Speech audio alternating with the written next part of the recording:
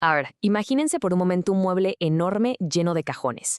Cuando dejamos un solo cajón mal cerrado, atascado con dolor y pérdida, los cajones de arriba tampoco logran cerrar bien, ¿verdad? Y bueno, eventualmente todo el sistema colapsa y el contenido literalmente se desborda. Esta es la poderosa metáfora con la que arrancamos nuestra investigación de hoy. Un duelo evadido actúa exactamente como ese cajoncito mal cerrado, llenando nuestra mente de basura emocional. Es una imagen súper vívida, pero muy real, que nos obliga a preguntarnos qué hacemos realmente con todo ese dolor cuando perdemos a alguien. ¿Qué tal? Bienvenidos a un nuevo análisis. Hoy vamos a tomar conceptos psicológicos complejos y los vamos a estructurar para entenderlos a fondo. Nos vamos a enfocar en explicar la inmensa importancia de contar con un duelario y, sobre todo, cuál es la forma correcta de llenar este documento.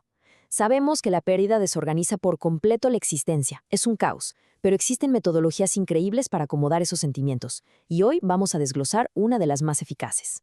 Para no perdernos, este es el mapa que vamos a seguir. 1. El peso del duelo evadido. 2. ¿Qué es exactamente un duelario? 3. La magia de la terapia narrativa. 4. Cómo llenar este documento paso a paso. Y 5. El proceso hacia la sanación.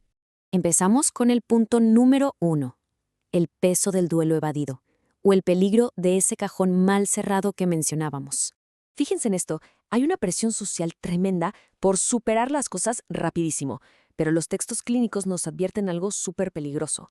Si intentamos saltarnos el dolor, corremos el riesgo de convertirnos en un camión de basura emocional. O sea, la clásica persona que ante el roce más insignificante en el tráfico explota con una ira monumental.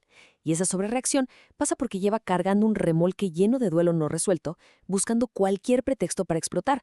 En cambio, si transitamos ese duelo peldaño a peldaño, transformamos ese dolor en una verdadera oportunidad para desarrollar muchísima empatía y sabiduría. Y esto nos lleva directo al punto 2, que es un duelario. Porque si ignorar el duelo es tan destructivo, necesitamos una herramienta estructurada para hacerle frente.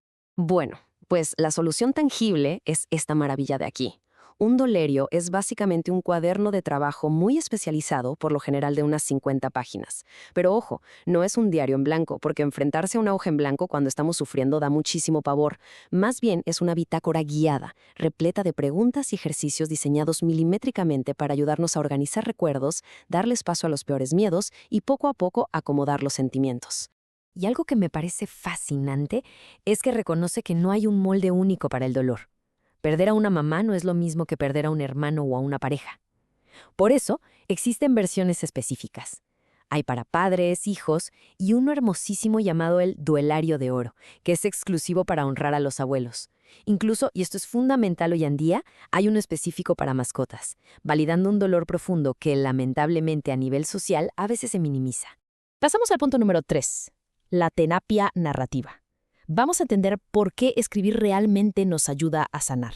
El corazón de toda esta herramienta se resume en esta frase que la verdad es súper potente. Escribe y escribe hasta que dejes de mentirte. Piénselo, estamos programados para responder todo bien cuando nos preguntan cómo estamos. Es como una pequeña mentira de supervivencia para el día a día. Pero la terapia narrativa nos exige empujar muchísimo más allá de esas cortesías. La instrucción es no parar de escribir hasta atravesar esas defensas y toparnos con la verdad cruda que está al fondo del cajón.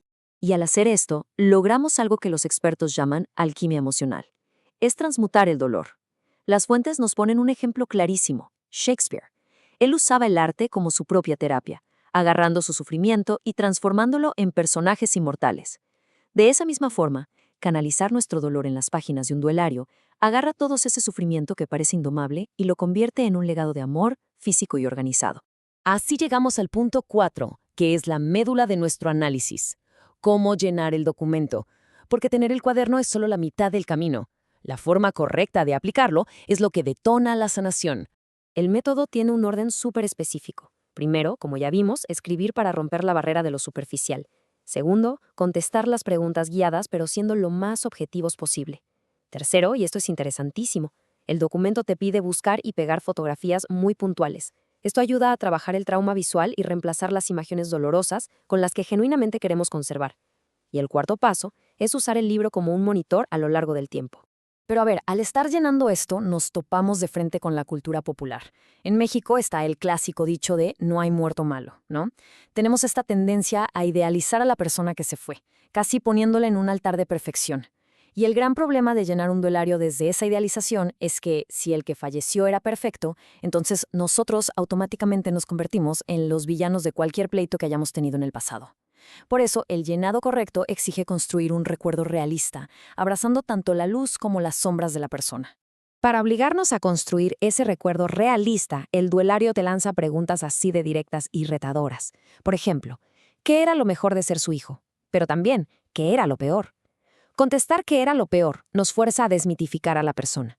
Y ojo, reconocer sus defectos, sus claroscuros o los enojos que tuvimos no disminuye para nada el amor.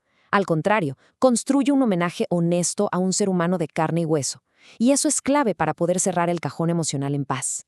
La segunda fase del documento es puramente una bitácora, porque el duelo definitivamente no es una carrera de 100 metros. Es más como un plato de espagueti donde todas las emociones están enredadas y van y vienen.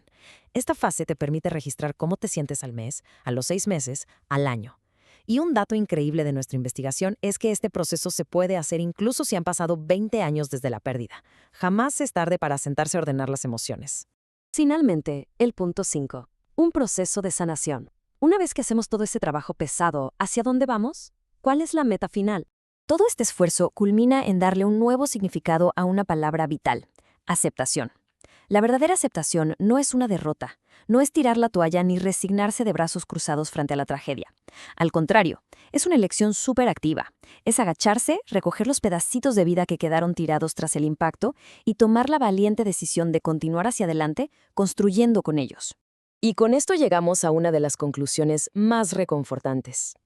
Hay un mito social inmenso que nos hace creer que si el dolor desaparece es porque ya olvidamos a la persona o porque no la amábamos tanto. La tanatología nos dice que esto es falso. Terminar el proceso de duelo no borra el afecto. La etapa del dolor intenso y desgarrador se acaba, sí, pero el amor queda intacto, solo que ahora está transformado en un recuerdo que podemos manejar y que nos construye. Así que les dejo esta pregunta resonando para terminar nuestro recorrido. Ya vimos el caos y la sobrecarga que genera evadir el dolor. Pero si nos apoyamos en una herramienta estructurada, si nos sentamos a escribir de verdad, a recordar con total honestidad y a mapear nuestro proceso, de repente ese cajón atascado se abre. Logramos limpiar la basura emocional y en su lugar dejamos un archivo invaluable. El dolor nos va a tocar a todos, eso es inevitable, pero la forma en que lo organizamos y lo sanamos está completamente en nuestras manos. Ojalá este análisis les brinde una nueva perspectiva sobre cómo estructurar la sanación.